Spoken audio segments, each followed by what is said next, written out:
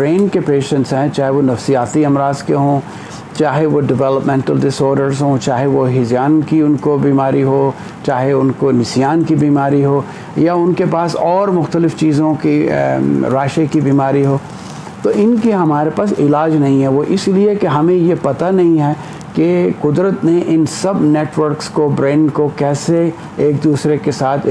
Function پہ لگایا ہے۔ برین آپ کا بہت ہی کمپلیکس ہے، آپ کے سمجھ میں نہیں آتا، تو اس کو سمجھنے کے لیے یہ ضروری ہے کہ آپ ایسی ٹیکنالوجی ڈیولپ کریں جس سے آپ large networks of brain cells کو ایک ساتھ آپ ریکارڈ کر سکیں۔ ہم نے سوچا کہ کیوں نہ ایسی ٹیکنالوجی ڈیولپ کریں جس میں برین سیلز کے جو فنکشن ہے اس کو ہم چپ میں ٹرانسفر کر کے چپ کو اس کا ڈپلیکیٹ بنا دیں۔ تو جب فنکشن لاس ہوا ہے برین سیلز کا، ہم اس چپ کو اس میں انسرٹ کر دیں تو وہ چپ جو ہے وہ برین کا حصہ بن جائے اور جو لاس فنکشن ہے اس کو ری گین کیا جا سکے۔ کوئی بھی مصنوعی چیز بناتے ہیں تو وہ برین کے سیلز کے ساتھ اس کا تال میل نہیں ہو پاتا، وہ اس کو پسند نہیں کرتے۔ آپ چھوٹی سی بھی چیز لگائیں تو برین باڈی اس کو ریجیکٹ کر دیتی ہے۔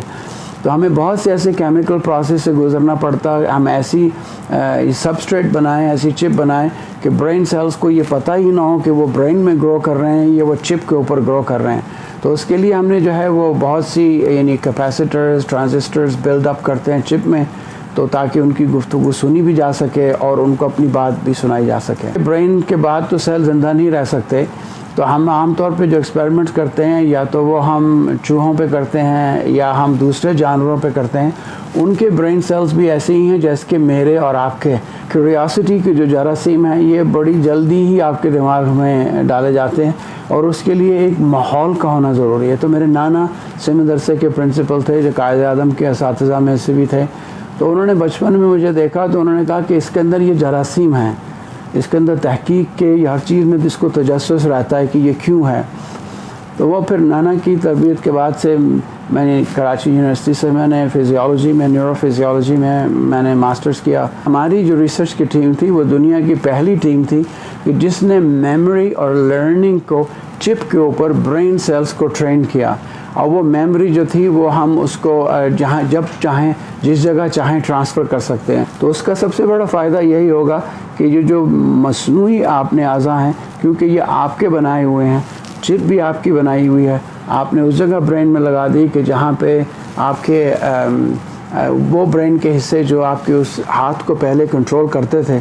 تو اس سے پھر آٹومیٹکلی آپ بڑی آسانی کے ساتھ اس کو کنٹرول کر سکتے ہیں۔ دماغ ایک اتنا سوفسٹیکیٹڈ ہے کہ اگر آپ نے ذرا سے بھی کسی حصے کو ٹچ کیا یا ڈیمیج کیا تو وہ فنکشن پرماننٹلی لاس ہو جائے گا۔ لیکن اب ہم جن کو فٹس پڑھتے ہیں، یہ مرگی کے دورے پڑھتے ہیں، ان کی مرگی کے دوروں کو ڈیٹیکٹ کرنے کے لیے ہم اپنی ٹیکنالوجیز کو کلینک کے اندر لے کے جا رہے ہیں۔ تو انشاءاللہ ابھی سون اس کی کلینکل ٹرائلز بھی شروع ہو جائیں گے، جس کی وجہ سے جو ہے وہ آپ کو ان بیماریوں کا جن کی کوئی دوا نہیں ہے، کوئی علاج نہیں ہے، آپ ان کو مینیج کر سکیں گے۔